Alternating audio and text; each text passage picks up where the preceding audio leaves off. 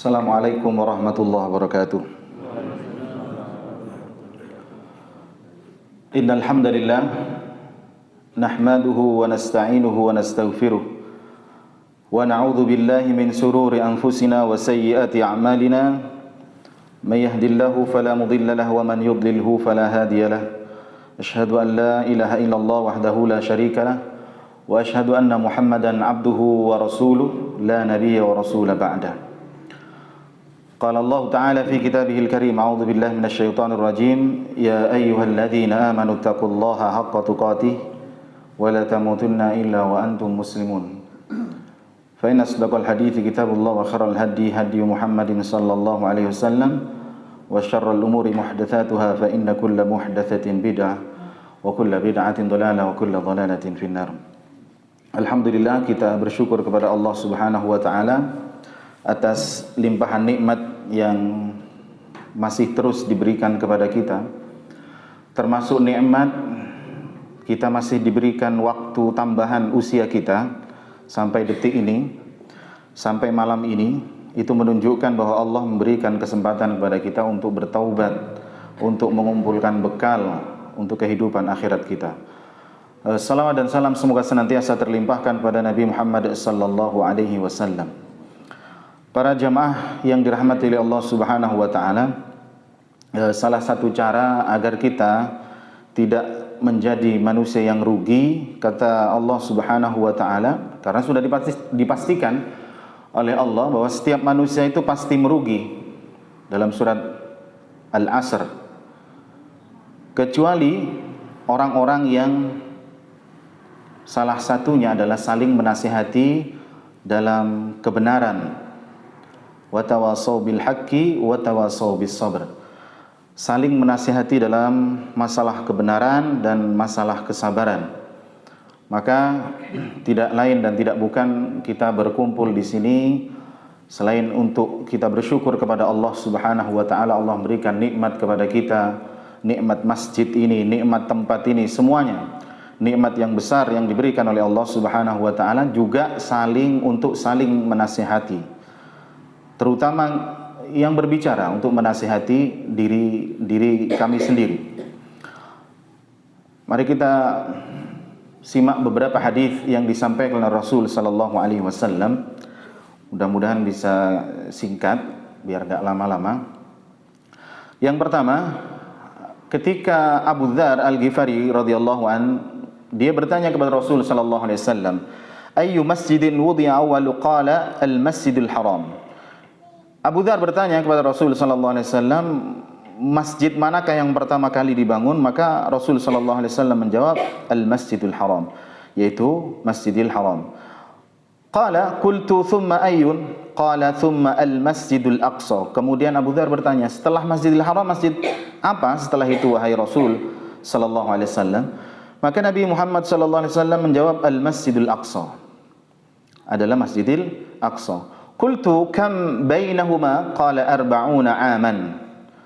Kata Abu Dzar, berapa jarak antara Masjidil Haram dan Masjidil Aqsa waktu pembangunannya? Yaitu 40 tahun. Kemudian Masjid Nabawi kita perlu tahu sedikit, mungkin hanya pengulangan saja. Ketika Rasul sallallahu alaihi wasallam hijrah ke Madinah, kemudian beliau membiarkan hewan tunggangannya berjalan sendiri sampai berhenti dimanapun, maka di situ dibangun masjid. Dan itu adalah awal kegiatan yang dilakukan oleh Rasul sallallahu alaihi wasallam ketika di Madinah, membangun masjid. Ketika untanya ini berhenti, ternyata unta ini berhenti di tanah punya dua anak yatim, Suhail dan Sahal dari Bani Najjar. Kemudian Rasulullah sallallahu alaihi wasallam mengatakan, hadza insyaallahu munzil. Insyaallah tempat ini kita akan bangun masjid, dalam riwayat Bukhari. Kemudian Rasulullah sallallahu alaihi wasallam mengatakan, ya Bani Najjar, thaminuni bihaitikum hadza. Qalu la wallahi la natlubu thamanahu illa ilallah. Kemudian Rasulullah sallallahu alaihi wasallam mengatakan kepada Bani Najjar, hargailah kebun kalian untukku. Jadi Nabi gak minta gratisan, hargailah kebun ini untukku, tanah ini untukku. Maka mereka menjawab, la wallahi, tidak demi Allah wahai Rasul sallallahu alaihi wasallam, la natlubu thamanahu illa ilallah, kami tidak akan memberi harga kecuali kepada Allah Subhanahu wa taala. Meski demikian Rasulullah sallallahu alaihi wasallam merasa enggan menerima pemberian dari Bani Najjar ini, sehingga Rasulullah sallallahu alaihi wasallam tetap membelinya atas tanah yang kemudian dibangun Masjid Nabawi. Maka kita bayangkan betapa banyak pahala yang dimiliki oleh Rasul sallallahu alaihi wasallam yang sampai detik ini terus-menerus kaum muslimin beribadah di Masjid Nabawi. Kemudian untuk 3 masjid yang spesial ini, para jamaah yang dirahmati oleh Allah Subhanahu wa taala, berbeda dengan masjid yang ada di tempat kita. Kata Rasul sallallahu alaihi wasallam, salatun fi masjidi afdalu min alfi salatin fi ma siwahu. Salat di masjidku, di Masjid Nabawi, lebih utama daripada 1000 salat di masjid yang lain. Jadi 1000 kali lipat. Ada 1000 kali lipat.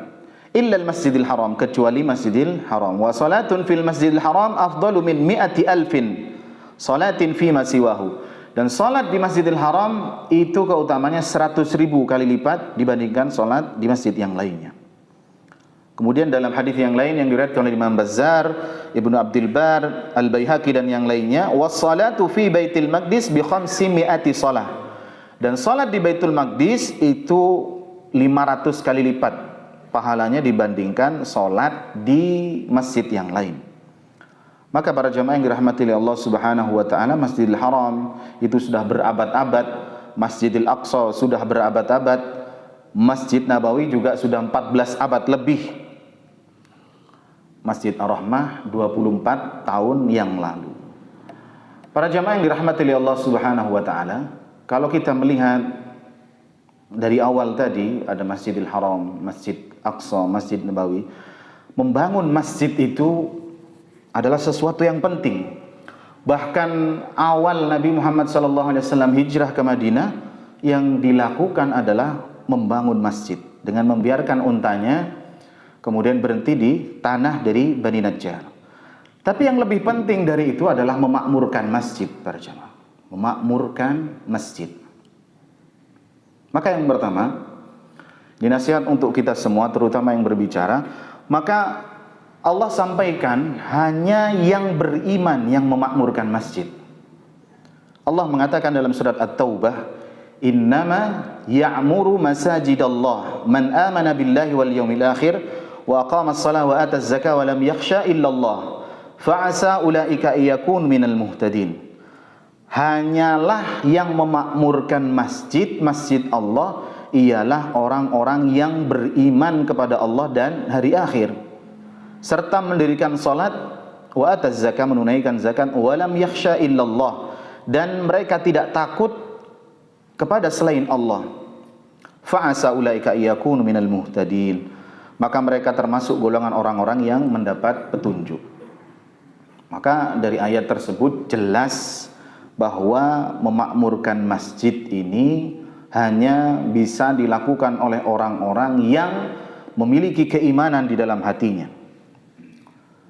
Terutama, mohon maaf, takmir, karena takmir ini kan dari ta dan ain mim ra. Jadi memakmurkan juga, orang yang memakmurkan masjid harus dimulai dari orang-orang yang mengurus masjid. Jadi sebelum kita mengajak orang luar dulu, kita yang diberikan amanah, saya jadi takmir juga di Wat Galih, ini amanah yang diberikan oleh Allah Subhanahu wa taala lewat dipercayakan kepada orang-orang yang ada jamaah di masjid. Maka kita perbaiki diri kita terlebih dahulu. Perbaiki diri kita dulu. Dan ini adalah pertama sekali cara memperbaiki masjid adalah yang memperbaiki diri kita dulu. Allah Subhanahu wa taala mengatakan dalam surat Ar-Ra'd, "Innallaha la yughayyiru ma biqaumin hatta yughayyiru ma bi anfusihim." Allah itu enggak akan merubah keadaan satu kaum, satu umat, satu masyarakat, satu jamaah, satu orang, sehingga mereka merubah keadaan yang ada pada diri mereka sendiri. Maka tugas kita semua, takmir dan para jamaah yang hadir di malam hari ini adalah memakmurkan masjid. Memakmurkan masjid. Memakmurkan masjid itu pertama bangun masjid, kemudian memakmurkan masjid. Memakmurkan masjid yang paling utama, yang paling tinggi, yang paling harus didahulukan itu adalah sholat berjamaah di masjid. Sebelum yang lain, sebelum kita urusin yang lainnya, yang paling utama adalah berjamaah di masjid. Ini adalah memakmurkan masjid. Maka bagaimana mungkin kita bisa memakmurkan masjid kalau kita tidak berjamaah di masjid? Tidak mungkin. Maka paling tidak para jamaah yang dirahmati oleh Allah Subhanahu wa taala ya harus riwa-riwi kita. Riwa-riwi 5 kali ke masjid dalam sehari. Bagaimana itu tugas kita bersama untuk memakmurkan masjid 5 kali ke masjid. Kalau memang Allah berikan kemudahan dan kita tidak ada kesibukan, tidak sakit, ya 5 kali ke masjid. Harus berjamaah di masjid. Terutama sholat isya dan sholat subuh. Dan ini sudah kita ulang-ulang dari kajian-kajian oleh para ustadz, para kiai, diulang-ulang. Karena memang sholat subuh dan sholat isya adalah sholat yang paling berat dikerjakan oleh orang munafik. Kemudian sholat subuh dan sholat isya secara berjamaah di masjid adalah sholat yang paling besar pahalanya. Kata Rasulullah sallallahu alaihi wasallam, "Man shallal isya fi jama'atin fa ka'anna maqama nisfal lail." Kita datang ke masjid, sholat berjamaah sholat isya pahalanya seperti sholat sunnah separuh malam. Kalau sholat subuh, fa ka'anna shallal laila kullah, seperti sholat sunnah semalam suntuk. Maka para jamaah yang dirahmati oleh Allah Subhanahu wa taala, ya mari bersama-sama, terutama yang berbicara ini, makmurkan masjid dengan sekali lagi berjamaah. Ini terlebih dahulu berjamaah di masjid. Hidupkan masjid, makmurkan masjid. Banyak sekali fadilah, banyak sekali fadilah. Keutamaannya diantaranya adalah ketika Rasul sallallahu alaihi wasallam mengatakan, "Sab'atun yudhilluhumullah fi dhillihi yauma la dhilla illa dhilluh." Bahwa nanti di akhirat orang yang memakmurkan masjid adalah mendapatkan naungan di padang mahsyar. Di padang mahsyar kita semua telanjang, yang laki yang perempuan semuanya telanjang, tidak beralaskan kaki, matahari di atas kepala kita 1 mil. Bahkan kata Rasul sallallahu alaihi wasallam, ada orang yang tenggelam dengan keringatnya. Kita butuh naungan di padang mahsyar, kita butuh naungan di akhirat. Salah satu cara untuk mendapatkan naungan Allah di akhirat kelak, wa rajulun qalbuhu mu'allakun fil masajid, adalah seorang yang hatinya terpaut cinta bergantung kepada masjid. Kata Imam An-Nawawi, wa rajulun qalbuhu mu'allakun fil masajid adalah orang-orang yang hatinya cinta kepada masjid dan memakmurkan masjid dengan sholat berjamaah di masjid. Keutamaannya apa? Dapat naungan, Pak. Dapat naungan para jamaah.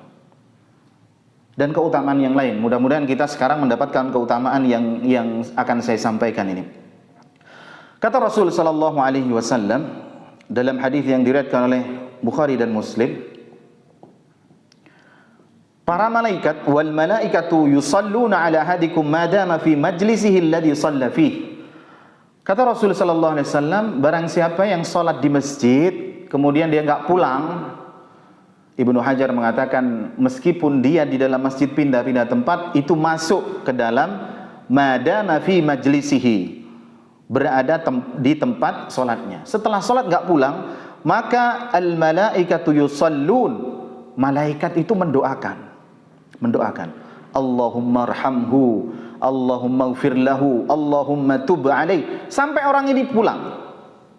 Kalau kita, demi mudah-mudahan Allah memasukkan kita dalam kategori ini. Kalau kita sholat, kita nggak pulang nih. Kita di masjid melakukan kebaikan. Kita duduk di sini belajar. Kita duduk di sini membaca ayat Allah, membaca hadis Rasul sallallahu alaihi wasallam. Malaikat senantiasa mendoakan kita. Allahumma arhamhu, Allahumma ighfir lahu, Allahumma tub alaih. Ya Allah, rahmati orang ini. Ya Allah, ampuni orang ini. Ya Allah, terima taubat orang ini. Kalau tadi ada jamaah di masjid yang sholat maghrib tadi, kemudian dia nggak pulang, baca Quran di masjid sampai sholat isya. Dari maghrib sampai isya itu didoakan terus oleh malaikat. Bukan kiai lagi, Pak. Bukan ustadz lagi yang mendoakan, bukan orang tua kita, tapi malaikat. Malaikat itu salah satu namanya kalau kita di Al-Quran, Al-Muqarrabun, makhluk yang dekat dengan Allah Subhanahu wa Ta'ala. Didoakan terus. Kita tadi selesai sholat isya sekitar jam 7. Sampai sekarang kita belum keluar dari masjid. Mudah-mudahan kita terus didoakan oleh malaikat. Maka makmurkan masjid. Dan ada hadis yang luar biasa juga di hadis yang lain. Hadis ini diriwayatkan oleh Imam At-Tirmidzi dan hadisnya sahih. Saya bacakan hadisnya bahwa Allah berfirman kepada Nabi Muhammad sallallahu alaihi wasallam, "Ya Muhammad, hal tadri fima yahtasimul mala'ul a'la?" Wahai Muhammad, tahukah engkau apa yang menjadi bahan pembicaraan para malaikat di langit? Qultu na'am. Nabi Muhammad menjawab pertanyaan Allah, "Iya, aku tahu. Fil kafarat." Mereka membicarakan tentang al-kafarat.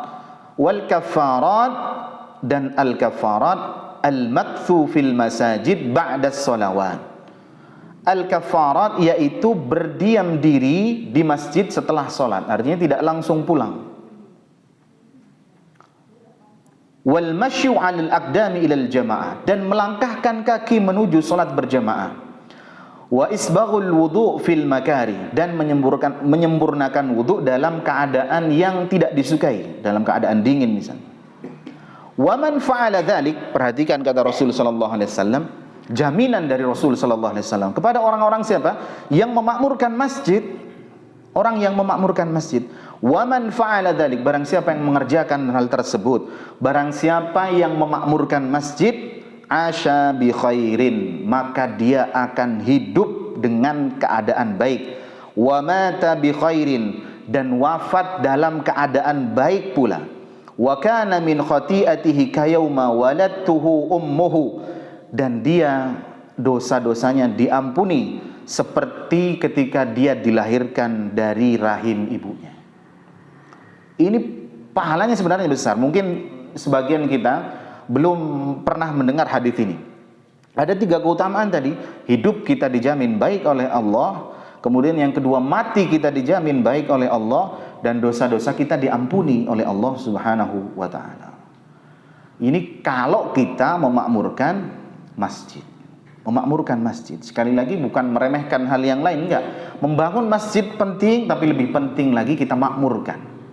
Masjid yang 24 tahun ini, kalau anak muda ini, Chandra umur berapa Chandra? Chandra umur berapa? 24. Kayak umurnya Chandra. Seumuran Chandra. Lah sampai kuliah, lulus ya Chandra ya. Sudah sampai lulus kuliah. Kalau manusia ini sampai lulus kuliah, berarti masjid ini sudah cukup umur gitu ya. Sudah dewasa, sudah cukup umur. Maka makmurkan dengan senantiasa sholat berjamaah. Dimulai dari kita masing-masing sudah. Kita nggak perlu nunjuk si fulan, kita nggak perlu tunjuk si fulan. Tunjuk diri kita sendiri, hantamkan kepada diri kita sendiri. Ini nasihat buat kita semua.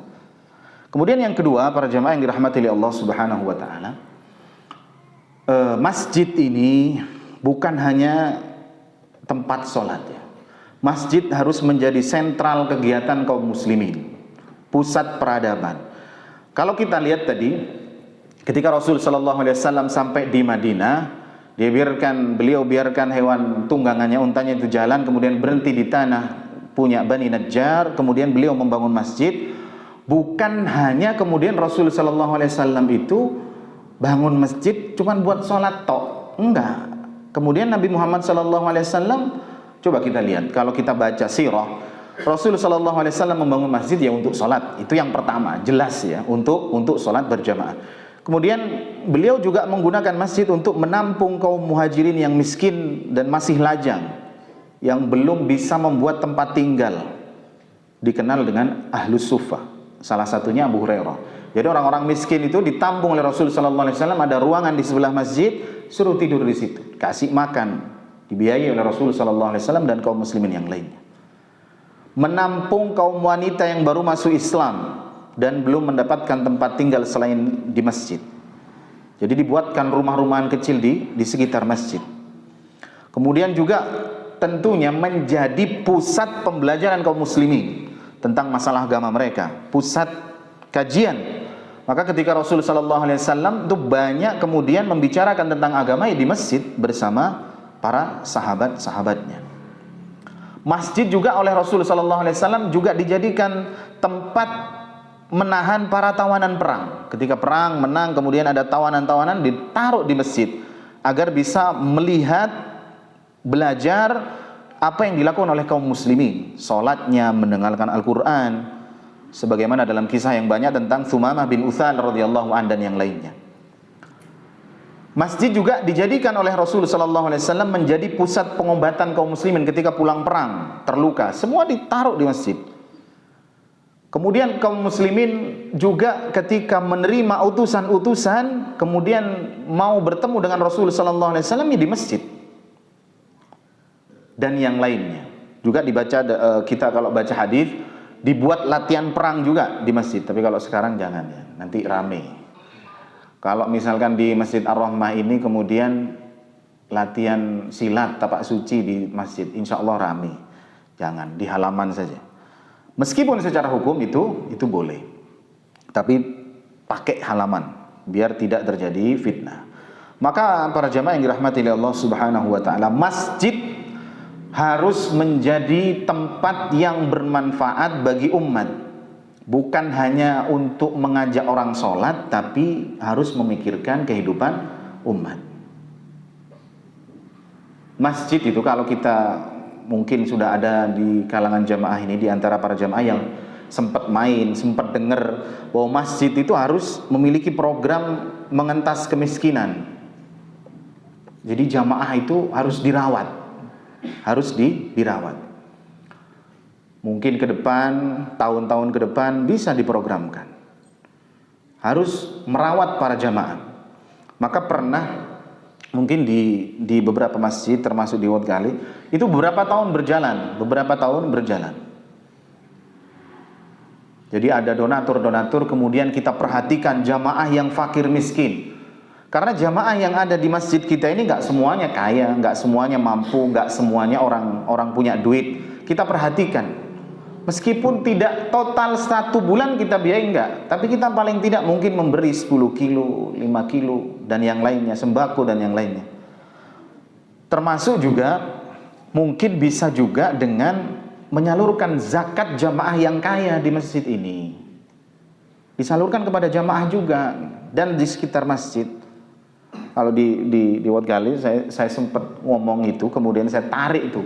Ada beberapa jamaah yang punya semangka, nanam semangka, panen saya minta itu, sudah panen, dapat berapa? 30 juta, keluarkan zakatnya. Saya minta, kemudian saya salurkan lewat masjid, kasih ini zakatnya dari fulan, kami yang menyalurkan. Lewat masjid. Kita memperhatikan bukan hanya nyuruh orang sholat, bukan hanya nyuruh orang datang ke masjid, tapi kita perhatikan juga kehidupannya. Ini masjid yang dimakmurkan juga. Selain tadi yang utama adalah sholat berjamaah. Kemudian juga masjid termasuk tugas kita bersama para jamaah yang dirahmati oleh Allah Subhanahu wa taala. Kita lihat juga para jamaah yang kekurangan duit, yang anak-anaknya kemudian mau sekolah nggak punya biaya, mau pergi ke pesantren nggak punya uang. Ini kita duduk bareng. Dan itu juga sempat pernah kita lakukan. Jadi ini cerita.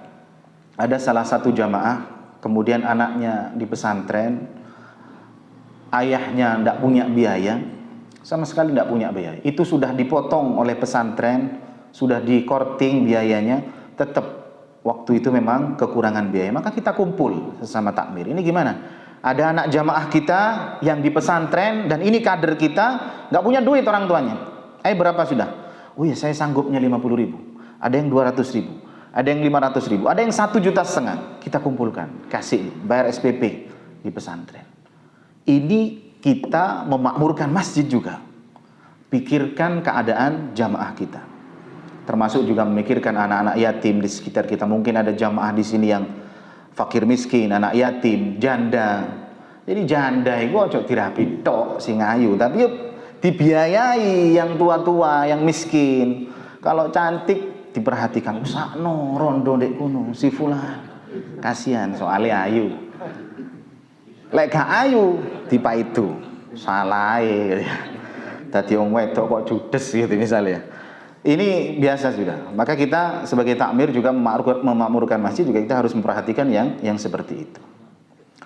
Termasuk para jemaah yang dirahmati oleh Allah Subhanahu wa taala, mungkin ke depan kita juga perlu memikirkan juga tentang jamaah-jamaah yang miskin juga. Masjid harus membuat usaha mengembangkan. Kalau kita lihat di Al-Falah itu ada BUMN ya, Badan Usaha Milik Masjid, BUMM ya, BUMM, Badan Usaha Milik Masjid. Misalkan bikin usaha apa A, B, C, D, jamaah yang nggak punya pekerjaan, daripada kerja di luar, kerja di masjid. Hasilnya untuk masjid dia juga bisa mendapatkan penghidupan, termasuk punya mobil, dimanfaatkan untuk orang sakit, untuk jamaah yang anaknya mau pergi ke pesantren nggak punya mobil, antar sudah. Ini program ke depan masjid harus bermanfaat untuk umat yang luas. Bahkan para jamaah yang dirahmati oleh Allah Subhanahu wa taala, di tempat mertua saya, karena saya juga lama di situ, itu masjidnya ada cari kasnya itu Pak, dagang kalau buah jeruk ya, kalau di situ dagang. Kayak siapa di sini Pak Sanakri, dagang ya, tengkulak jagung misalkan. Misalkan Pak Sanakri bilang, Chandra, jagungmu tak tuku 15, tapi awakmu nerimone 14. Sing sewu tak cukup kayak masjid. Itu di Malang itu sampai ada takmir yang memang kerjaannya dagang, dia ngambilin di petani-petani. Jeruk sekarang harganya 15, kamu nerima 14,5, yang 500 saya kasih ke masjid. Oh iya enggak apa-apa. 500 ping 15 ton ya kan, sudah berapa ya Pak? Sudah lumayan. Ini akhirnya masjid dananya banyak para jemaah. Karena pedagangnya juga mikirin masjid. Wis jagungmu tak tuku rego 16, sing 500 tak kena masjid. Awakmu nerima 15,5. Dagang apa saja sudah disalurkan untuk masjid, untuk memakmurkan masjid, untuk kemanfaatan masjid. Banyaklah kalau kita mau belajar, caranya itu banyak. Jadi yang penting kita pikirkan, termasuk memakmurkan masjid itu harus menjadi pusat peradaban Islam, harus bermanfaat bagi orang banyak, harus bermanfaat bagi orang banyak. Ya mudah-mudahan saja kita lewat masjid ini kemudian kita bisa bermanfaat, bisa berkembang untuk umat yang banyak, untuk jamaah dan yang di luar jamaah. Kita bisa menarik mereka untuk datang ke masjid. Kemudian yang terakhir para jamaah yang dirahmati oleh Allah Subhanahu wa taala, singkat-singkat saja. Yang terakhir sebelum kita masuk, masjid itu butuh pemuda para jamaah. Masjid itu butuh pemuda, butuh kader. Maka kalau para jamaah itu lihat ceritanya Nabi Zakaria. Nabi Zakaria ini mantunya siapa para jamaah? Nabi Zakaria itu mantunya Imran dalam surat Al-Imran ya. Maka keluarga Imran ini adalah keluarga yang terbaik, keluarga yang salih salihah semua, sampai dijadikan nama surat oleh Allah Subhanahu wa taala. Namanya siapa? Ali Imran, keluarga Imran. Imran ini punya istri namanya Hanna, kemudian punya anak 2, perempuan semua, Asya dan Maryam. Maryam ini punya anak siapa? Isa alaihissalam. Kemudian Asya ini nikah dengan Zakaria. Kemudian Zakaria mengatakan, berdoa, qala rabbi inni wahana al-'adbu minni washta'ala ar-ra'su shayba wa lam akun bi du'aika rabbi syakiya. Qala rabbi inni wahana al-'admu minni, wahai Rabbku, ya Allah, sesungguhnya tulangku telah lemah, washta'ala ar-ra'su shayba, dan kepalaku telah memutih. Artinya apa? Telah ditumbuhi uban. Walam akun bidu'aika rabbi syakiya, dan aku belum pernah kecewa ketika aku berdoa kepadamu wahai Allah. Wa inni khiftul mawali, dan sesungguhnya aku khawatir tentang mawaliku, penerusku yang mewarisi perjuanganku. Ini al-mawali min warai, setelah aku meninggal. Wa kanat imraati akiran fahabli min ladunka waliya. Istriku adalah seorang wanita yang mandul, tapi aku berdoa fahabli min ladunka waliya, maka anugerahkanlah aku dari sisi engkau seorang putra. Yarithuni wa yarithu min ali Yaqub waj'alhu rabbi radiya, yang akan mewarisi aku dan mewarisi sebagian keluarga Yakub, dan jadikanlah ia sebagai orang yang diridhai. Zakaria ini sudah tua, tulangnya sudah mulai lemah, rambutnya sudah mulai memutih, istrinya mandul, nggak punya anak. Apa yang dia khawatirkan? Tidak ada yang meneruskan perjuangannya. Dia bukan khawatir tentang yang lainnya, tapi khawatir tidak ada al-mawali yang mewarisi perjuangan dari Nabi Zakaria. Maka Nabi Zakaria ingin memiliki anak yang bertakwa, yang diridhai oleh Allah Subhanahu wa ta'ala, untuk meneruskan perjuangan kakek buyutnya Yakub, termasuk meneruskan perjuangannya Nabi Zakaria alaihissalam. Sama para jemaah. Ini mumpung ada banyak pemuda. Pengurus takmir sudah memutih ya Pak ya. Sudah memutih. Tulangnya sudah mulai melemah. Maka pemuda-pemuda ini juga harus dekat dengan masjid. Harus naik ke masjid. Harus sudah mulai ngurusin masjid juga. Karena memang yang muda memiliki banyak waktu. Tenaganya masih kuat, pikirannya cemerlang. Maka dorong anak-anak muda kita ini. Dorong anak-anak muda agar dekat dengan masjid. Doakan mereka, ajak mereka, rangkul mereka, berikan kepercayaan kepada mereka, dan dampingi mereka. Yang muda juga begitu, harus dekat dengan masjid. Jadikan masjid ini sentral kegiatan para muda, membahas masa depan. Mau ngopi, silakan ngopi di masjid. Jangan sampai kemudian kita jadi pemuda yang wajahnya nggak pernah nampak di masjid. Saya juga masih muda sebenarnya, ya, masih istri 1, anak masih 3, ini masih muda juga. Jadi jangan sampai kita yang muda ini kemudian wajah-wajahnya jarang kelihatan di masjid. Harus nih, harus belajar, harus paksakan diri kita agar kita dekat dengan masjid. Jadikan masjid tempat yang nyaman untuk kegiatan kita. Bahas apa, bahas ini, bahas itu di masjid. Coba bayangkan para jemaah, pemuda, misalkan ada anak-anak muda di sini, remaja-remaja di masjid, sholat isya, kemudian rapat membahas kebaikan, didoakan malaikat nggak? Didoakan oleh malaikat. Allahumma gfir lahu, Allahumma arhamhu, Allahumma tub alaih. Ya Allah, rahmati orang ini, terima tobat ini, ampuni orang ini. Didoakan oleh malaikat. Maka saya sering katakan para jamaah yang dirahmati oleh Allah Subhanahu wa ta'ala, kalau kita mau lihat bagaimana kondisi kita di masa mendatang, ya lihat anak muda kita. Lihat saja sudah. Kita mau lihat Masjid Ar-Rahmah ini 10 tahun ke depan seperti apa, lihat anak mudanya. Lihat anak mudanya. Kalau jauh, apa? Gimana mau meneruskan perjuangan bapak-bapak kita, ayah-ayah kita, pakde kita, kakek-kakek kita ini. Maka sekali lagi ini nasihat kepada diri saya pribadi yang masih muda, dan semuanya yang masih muda, silahkan untuk merapat ke masjid. Izin kalau mau ada kegiatan, insya Allah diizinkan ya Pak. Mau ada kegiatan apa saja di masjid, boleh pemuda. Kumpul di sini mau mengadakan ini, itu. Sudah, kita harus mendekat ke masjid. Karena masjid itu juga harus ada generasi muda yang memakmurkan masjid. Para jemaah yang dirahmati oleh Allah Subhanahu wa ta'ala, coba kita lihat di kecamatan kita, kalau kita bicara Muhammadiyah, ada 7 masjid ya. Ada Masjid Darussalam di Otgali, ada Masjid Ar-Rahmah di Krai, ada Masjid Darut Taqwa Darungan, ada Masjid Baitur Rahman Kalipepe, ada Masjid Ad-Dauhi Yoso, ada Masjid SMPM itu apa Mas? Baitul Arqam SMPM, kemudian ada Darul Quran. Coba kita sempatkan keliling sudah, keliling dari masjid satu ke masjid yang lain. Masjid mana yang ada banyak pemudanya di situ? Nggak ada, bro. Mentok kayaknya 10, 15 gitu. Itu sudah luar biasa. Maka yang muda harus bikin kegiatan di masjid. Di masjid. Insya Allah diizinkan oleh bapak-bapak kita. Diizinkan.